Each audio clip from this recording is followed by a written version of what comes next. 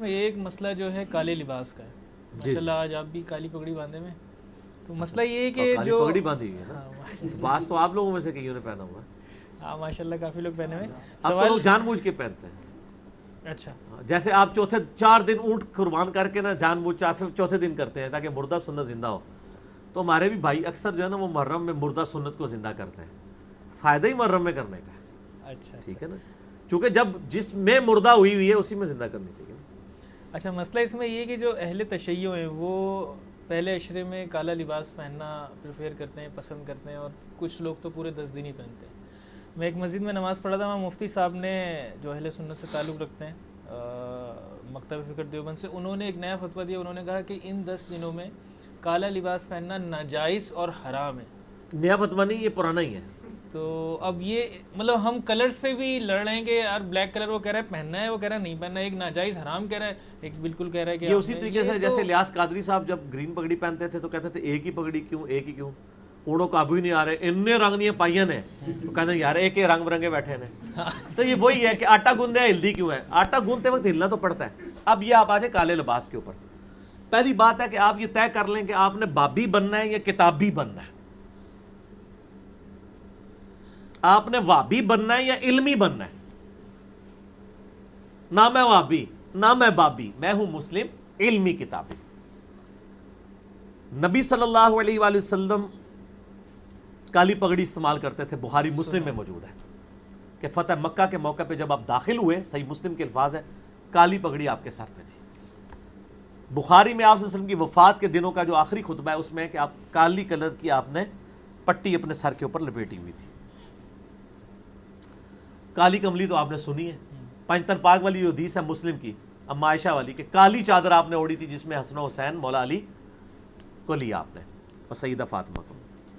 کالی چادر بھی ثابت ہوگی، چادر لباس ہے، اور نبی علیہ السلام کا عمومی لباس ہی چادر ہوتا تھا، ایک تہمد اور چادر، چادر بھی ثابت، پگڑی بھی ثابت، کرتا بھی پہنا آپ نے، جبہ پورا۔ صحیح بخاری میں ہے کہ آپ کو کسروانی طیالسی جبہ گفٹ میں ملا پرشین امپائر کے ہیڈ کی طرف سے، وہ آپ نے زیب تن کیا، اور مسلم شریف کے الفاظ ہیں، ام سلمہ کہتی ہیں یہ کرتا آپ پہنتے تھے اور ہم اس کا دھون مریضوں کو شفا کے طور پہ پلاتے ہیں، ٹھیک ہے، آپ کے مبارک تبرک کا، اور اس میں ریشم کی گوٹھ لگی ہوئی تھی۔ صحیح مسلم میں نبی علیہ السلام کی حدیث ہے، بخاری مسلم میں، کہ ریشم مرد پہن سکتا ہے صرف 4 انگلی کی چوڑائی تک، یعنی آپ کڑھائی کروا سکتے ہیں۔ لہٰذا یہ ایک معصوم سی کڑھائی میری وائٹ کلر کی جس پہ اتنے لوگ اعتراض کرتے ہیں، خدا دے ریشم دی ہوئی نہیں، کاٹن دی ہے، انہوں بھی ہضم کر لیا کرو۔ اچھا اس کا تو نام ہی بیبی پیکو ہے، ہاں بیبی سی ہے، بھی بیبی سی ہے، دیکھیں نا۔ اچھا تو اب وہ جب میں نے بتایا نا مسلم میں ہے کہ سروانی طیالسی، وہ کہتے ہیں یہ تو لکھا ہے کہ سروانی طیالسی، یہ کالا جبہ تو نہیں ہے۔ اچھا اس کو تو ہم بعد میں طے کرتے ہیں، کالی چادر تو مان لیا آپ نے، کالی کملی والے آپ ناطے میں لکھتے ہیں، کالی پگڑی بھی مان لی، اب پیچھے کیا رہ گیا؟ جبے پہ بھی لے آتے ہیں آپ کو۔ تو سر طیالسی کی سروانی جبہ ہوتا ہی کالے رنگ کا تھا، جس طرح آج میں آپ کو کہوں کہ سندھی اجرک، تو مجھے اس کا رنگ بتانے کی ضرورت ہے آپ کو؟ آپ کہیں آپ نے کہا جی سندھی اجرک جو سرخ کلر کی ہوتی ہے، اس میں سرخ کلر تو موجود ہی نہیں ہے، اجرک تو یلو ہوتی تھی۔ تو سر آپ سندھیوں سے بھی پوچھ لیں، آپ ٹی وی پہ دیکھ لیں کہ یلو کلر کی کون سی اجرک ہوتی ہے۔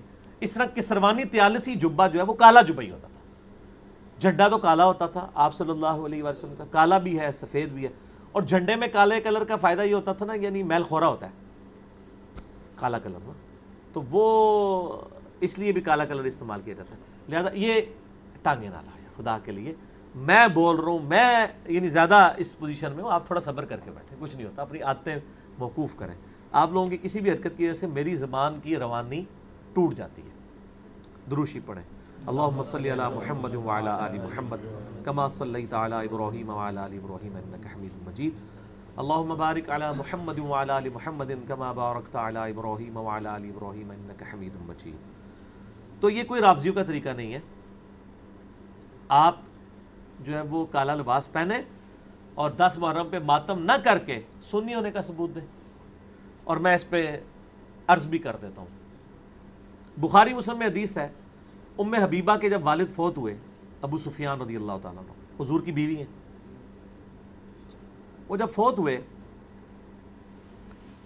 تو ان کی وفات کی خبر آئی تو 3 دن کے بعد ام حبیبہ نے پبلکلی عوام کے سامنے خوشبو لگائی اعلانیہ، جو عوام سے مراد عورتوں کے سامنے خوشبو اعلانیہ لگائی، رنگدار خوشبو.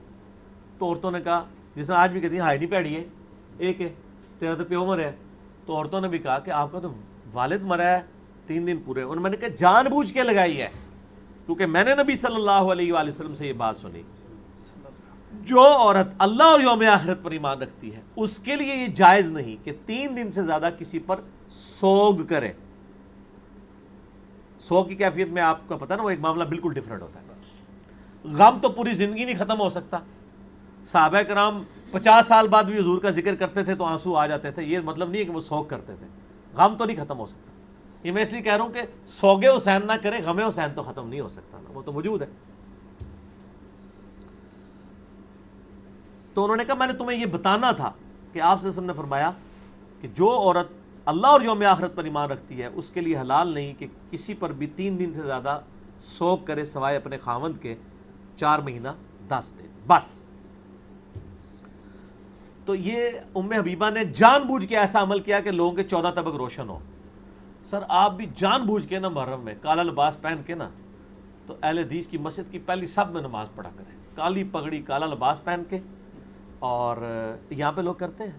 یہاں پہ میرے پاس ایک بھائی آئے لاہور سے نا، تو کالے کپڑے انہوں نے پہنے ہوئے تھے. وہ کہتے ہیں وہ ایک لال رومال والے کا کلپ آپ کے خلاف دیکھا نا، ایران کے ٹکڑوں پہ پڑنے والا جانور. کہتے ہیں میں نے دیکھا یہ کون سا نیا جانور آیا ہے. یہ جانور سب دابت الارض ثابت ہویا ہے تواڈے واسطے. جس طرح ایک جانور نکلے گا نا مومنین دے اوتے جڑا نا وہ حضرت سلمان علیہ السلام کی انگوٹھی والا معاملہ کرے گا، اور وہ موسیٰ علیہ السلام کا وہ عصا ہوگا وہ کافروں کے ساتھ، اور وہ سارے معاملات جو آتے ہیں. یہ دابت الارض ثابت ہویا ہے تواڈے واسطے انجینئر محمد علی مرزا. جانور ہی کہہ لو چلو. تو کہتا میں نے کلپ دیکھنے شروع کیے، انٹرنیشنل نمبر پڑھنے شروع کیے. کہتا میں تو حیران ہو گیا، یہ تو پہلو انہوں نے اہل بیت ال ہم سے چھپایا ہوا تھا. وہ لاہور کے ایک مولانا صاحب ہیں، ان کی مسجد میں وہ جمعہ پڑھتا تھا، جو اکثر ننگے سر اہل حدیث کی نمائندگی کرنے کے لیے ٹی وی پہ بیٹھے ہوئے ہوتے ہیں. ہماری چونکہ آپ پتہ ہے اکیڈمی کی پالیسی پچھلے 1 سال سے ہے کہ ہم اسپیسیفکلی نام نہیں لیتے کسی کا، لیکن اتنے اشارے چھوڑ دیتے ہیں کہ آپ کو پتہ بھی چل جائے. پھر بھی نہ پتہ چلے تو کوئی مسئلہ نہیں ہے، آپ بس صرف بات عام کھائیں، پیٹ گرنے کی ضرورت نہیں. تو وہ مولانا کے پاس وہ چلا گیا حدیثیں لے کے، تو وہ پھر کہتا ہے کہ جی وہ تو کسی حدیث کو نہیں مانتے، نام اہل حدیث ہے. تو پھر وہ کہتا ہے جی اس دفعہ پھر میں نے نا محرم میں کالے کپڑے پہن کے میں پہلے صف میں بیٹھ کے میں کہ پتر بولے کالے کپڑے ہوتے ہیں. میں نے پھر حدیثاں دسا کہ تو اہل حدیث ہے کہ میں اہل حدیث ہوں. ایک نام والا اہل حدیث ہوتا ہے نا، ایک منہج اہل حدیث ہوتا ہے. ایک نام والا سنی ہوتا ہے، ایک منہج سنی ہوتا ہے. کہتا ہے وہ بولا نہیں ہے. تو سر یہ خود اپنے لیے جو ہے نا علمی خود کو حملہ تیار کر رہے ہیں. ایک تو وہ جو بم پھاڑنے والے ہوتے ہیں. تو سر نہ ہم تو بارود والے ہیں اور نہ ہم گالیوں والے ہیں، نہ ہم گالیاں دینے والے ہیں نہ بارود پھاڑنے والے ہیں. ہم درود پڑھنے والے ہیں اور گالیاں کھانے والے ہیں، کیونکہ آپ کے بزرگوں نے ہمارے بزرگوں کو بڑی ممبروں پہ گالیاں دی ہیں. نعوذ باللہ من ذالک. اللہم صلی علی محمد وعلی آل محمد. ٹھیک ہو گیا جی؟ چلیے بھائی، پھر اس میں آپ اہل تشیع کو بھی پھر مشورہ دیں گے کہ وائٹ لباس پہن کر مجالس میں شریک؟ تو انہوں نے پہنا ہوتا ہے شلوار وائٹ ہی ہوتی ہے. اگلا سوال کریں. اچھا ایک ضمن اس میں اور سوال ہے کہ جو اہل تشیع ہیں وہ عام حالات میں جو ہے نا وہ کالے لباس سے وائٹ کرتے ہیں، اور نہیں پہنتے ہیں. کیوں نہیں؟ آپ تو سارے پہن رہے ہیں. نہیں، وہ کہتے ہیں کہ حضرت علی نے روایات بے شک کہتی ہیں شیعہ پہنتے ہیں. وہ روایات کمزور ہوں گی، جب ہم ان سے بات کریں گے وہ نہیں مانیں گے. اس کے علاوہ کالے پہنتے ہیں یار، عام حالت میں ان کے لیکچر چڑھے ہوئے کالے پہنتے ہیں.